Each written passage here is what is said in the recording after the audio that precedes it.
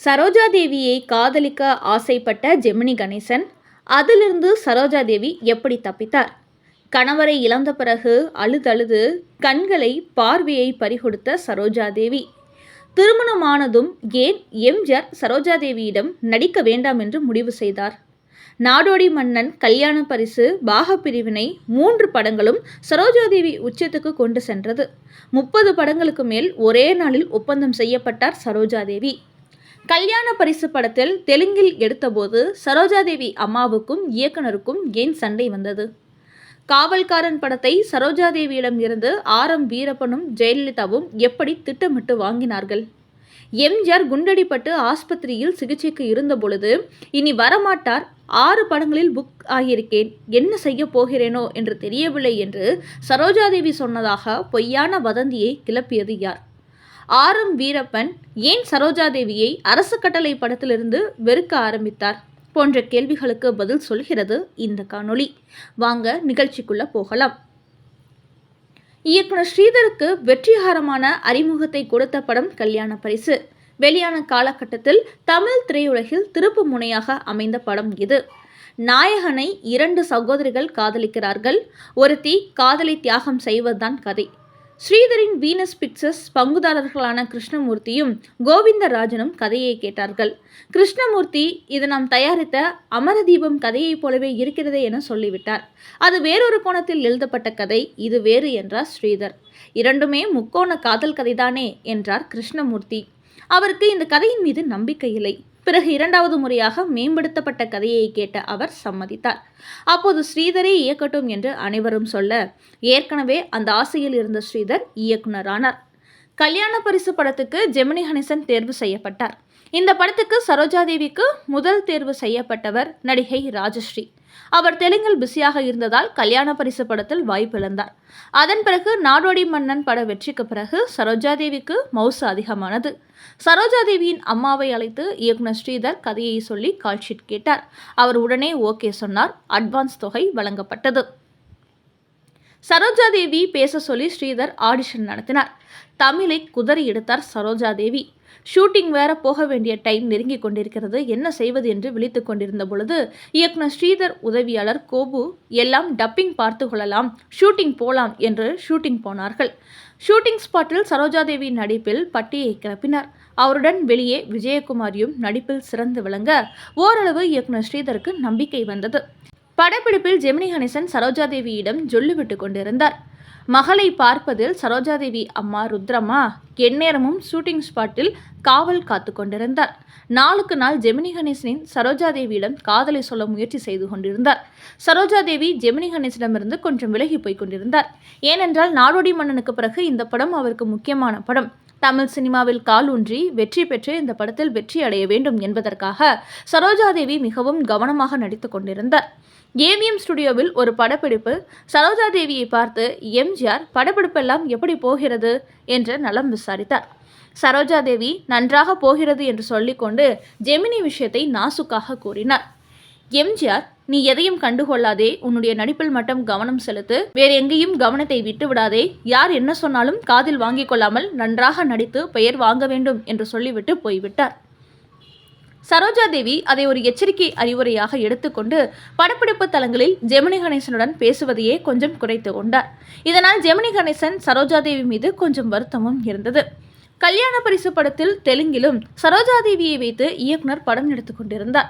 அப்பொழுது படப்பிடிப்பில் உதவி இயக்குனராக இருந்த சித்ராலயா கோபு, அவருக்கும் சரோஜாதேவி அம்மாவுக்கும் மிகப்பெரிய சண்டை வந்தது. சரோஜாதேவி, என் அம்மா ருத்ரம்மா கோபுவை கண்டித்து விட்டார், அதனால் மனமுடைந்த கோபு வேலையை விட்டு போகிறேன் என்று இயக்குனர் ஸ்ரீதரிடம் சொல்ல, இயக்குனர் ஸ்ரீதர் ருத்ரம்மாவை கண்டித்து இந்த படத்தை நான் இயக்க மாட்டேன் என்று சொல்லிவிட்டார். அதன் பிறகு வீனஸ் பிக்சர்ஸ் தலையிட்டு மீண்டும் இயக்க சொல்லி சமரசமானார்கள். படம் மிகப்பெரிய வெற்றி பெற்றது. சரோஜாதேவிக்கு கிடைத்த நல்ல வாய்ப்புகள் தமிழில் மிக விசேஷமானவை. எம்ஜிஆருடன் நாடோடி மன்னனில் துவங்கி திருடாதே, தாய் சொல்லை தட்டாதே, படகோட்டி, எங்க வீட்டு பிள்ளை, பெற்றால்தான் பிள்ளையா என பல படங்கள் எம்ஜிஆர் நடித்த அத்தனை படங்களிலும் முத்திரை பதித்தார்.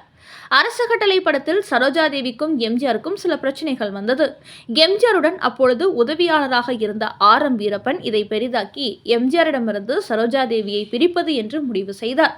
அதனால் காவல்காரன் படத்தில் சரோஜாதேவி ஜோடியை போடுவதற்கு ஆர். வீரப்பன் தடையாக இருந்தார். ஆர். வீரப்பனை அப்பொழுது ஆட்டி வைத்தவர் ஜெயலலிதா என்று பேசப்பட்டது. சரோஜாதேவி மீது வேண்டுமென்றே தேவையில்லாத குற்றச்சாட்டுகளை சுமத்தி அந்த படத்திற்கு ஜெயலலிதா ஜோடியாக நடிப்பதற்கு முயற்சி செய்தார் என்றெல்லாம் பத்திரிகைகள் வெளிவந்தது. காவல்காரன் படத்திற்கு அழைக்கப்படாமலே சரோஜாதேவி பூஜையில் கலந்து கொண்டார். இருந்தாலும் சரோஜாதேவி ஒதுக்கிவிட்டு ஆர். வீரப்பன் ஜெயலலிதாவின் ஜோடியை ஆக்கினார். எம்ஜிஆர் ஆனாலும் படம் வெற்றியடைந்த பிறகு சமாதானமானார். சரோஜாதேவிக்கு திருமணமானதும் எம்ஜிஆர் தனக்கு ஜோடியாக நடிக்கக்கூடாது என்று முடிவு செய்தார். காரணம், அவரது குடும்ப வாழ்வில் புயல் வீசிவிடக்கூடாது என்று நினைத்தார் எம்ஜிஆர். சரோஜாதேவியுடன் நடித்த ஜெமினி கணேசன் கல்யாண பரிசு முதல் பணமா பாசமா தாண்டியும் ஜெமினியும் சரோஜாதேவி ஜோடியாக ஒருங்கிணைந்தார்கள். முதல் படத்தில் நூல் விட்டு பார்த்த ஜெமினி கணேசன் அதன் பிறகு சரோஜாதேவி மனதை அறிந்து கொண்டு அவருடன் நட்பாக பழக ஆரம்பித்தார். சிவாஜி கணேசனுடன் பாகப்பிரிவினை, பார்த்தால் பசி தீரும், புதிய பறவை என பிரமாதப்படுத்தினார். கே. பாலச்சந்தர் படங்களிலும் சரோஜாதேவி நன்றாக நடித்து பெயர் வாங்கினார். கல்யாண பரிசு 1959 வெளிவந்தது. ஸ்ரீதர் இயக்கத்தில் வெளிவந்த இத்திரைப்படத்தில் ஜெமினி கணேசன், கே. தங்கவேலு மற்றும் பலரும் நடித்திருந்தனர். பட்டுக்கோட்டை கல்யாண சுந்தரம் பாடல்களை எழுதினார். அத்தனை பாடல்களும் வெற்றியடைந்தது. தமிழ் சினிமாவில் ஒரு முக்கோண கதையில் இப்படி ஒரு சொல்ல முடியுமா என்று தமிழ் சினிமாவில் உயர்ந்து பார்த்தது சரோஜாதேவி நடிப்பு உச்சத்தை தொட்டது. நாடோடி மன்னன், திருடாதே படங்களின் வெற்றியை தொடர்ந்து 1959 வெளிவந்த கல்யாண பரிசு படத்தில் விஜயகுமாரிக்கு தங்கையாக நடித்தார். ஆனால் அப்போது தமிழ் மொழி அவருக்கு புதிதாக இருந்ததால் பல டேக் வாங்கி இயக்குனர் ஸ்ரீதரை கஷ்டப்படுத்தினாராம். இருந்தாலும் அப்படத்தில் தனது இயல்பான நடிப்பால் அனைவரையும் கவர்ந்து உச்ச நட்சத்திரமாக உயர்ந்தார் சரோஜாதேவி. பிறகு அதே ஆண்டில் வெளிவந்த பாகப்பிரிவினை படத்தில் சிவாஜி கணேசனின் வீட்டில் வேலை செய்பவராக வந்து அவரை மனம் முடிப்பவராக நடித்தார். கருப்பு வெள்ளையில் குடும்ப பாசத்தை எளிமையாக வெளிப்படுத்திய இந்த படம் மிகப்பெரிய வெற்றியை பெற்றது. இப்படத்திற்கு மத்திய அரசின் வெள்ளி பதக்கமும் கிடைத்தது. இப்படி அடுத்தடுத்து வெளிவந்த நாடோடி மன்னன், கல்யாண பரிசு மற்றும் பாகப்பிரிவினை ஆகிய 3 படங்களும் வெள்ளி விழா கொண்டாடியதால் சரோஜாதேவி மிகவும் பிரபலமான நடிகையாக மாறினார். ஒரே நாளில் 30 படங்களில் நடிக்க ஒப்பந்தம் செய்யப்பட்டார். இதில் ஹிந்தி, தெலுங்கு, கன்னட படங்களும் அடங்கும் என்பதால் தினமும் 3 ஷிஃப்டாக ஓய்வின்றி நடிக்க ஆரம்பித்தார். அதில் குறிப்பாக சிவாஜி கணேசன் அவர்களுடன் இரும்பு திரை, விடிவெள்ளி, பாலும் பழமும், வளர்ப்பிறை, பார்த்தால் பசி தீரும், ஆலயமணி, இருவர் உள்ளம், புதிய பறவை என பல படங்களில் நடித்தவர். ஜெமினி கணேசனுடனும் ஆடிப்பெருக்கு, பெண் என்றால் பெண், பணமா பாசமா என பல வெற்றி படங்களில் நடித்தார். சரோஜாதேவியின் மறக்க முடியாத படங்கள் என்னதான் சிவாஜி கணேசன், ஜெமினி கணேசன் போன்ற உச்ச நட்சத்திரங்களுடன் இணைந்து பல வெற்றி படங்களை சரோஜாதேவி கொடுத்திருந்தாலும் எம்ஜிஆர் சரோஜாதேவி ஜோடி பொருத்தம்தான் அந்த காலத்தில் பெரிய அளவில் ரசிக்கப்பட்டது. அந்த வரிசையில் எம்ஜிஆர் மற்றும் சரோஜாதேவி இணைந்து நடித்த அன்பே வா, எங்க வீட்டு பிள்ளை, பறக்கும் பாவை, தர்மம் தலைக்காக்கும் போன்ற பல படங்கள் இன்றும் நினைவில் நிற்கக்கூடியவை. குறிப்பாக அன்பே வா படத்தில் இவர்கள் இருவரும் பகிர்ந்த காதல் கதை ரசிகர்களை மெய்சிலிர்க்க வைத்தது. ராஜாவின் பார்வை ராணியின் பக்கம் என்ற பாடல் இன்றும் பலரின் இதயங்களில் பதிந்துள்ளது. அதேபோல் சிவாஜி கணேசனுடன் இணைந்து புதிய பறவை போன்ற படங்களில் நடித்த சரோஜாதேவி ஒரு வித்தியாசமான தோற்றத்தில் திரையில் தோன்றி ரசிகர்களை கவர்ந்தெழுந்தார். கொலை குற்றவாளியை தேடும் அதிகாரியாகவும் காதலில் விழும் ஒரு சராசரி பெண்ணாகவும் அவர் இப்படத்தில் பொருந்தி கச்சிதமாக நடித்திருப்பார்.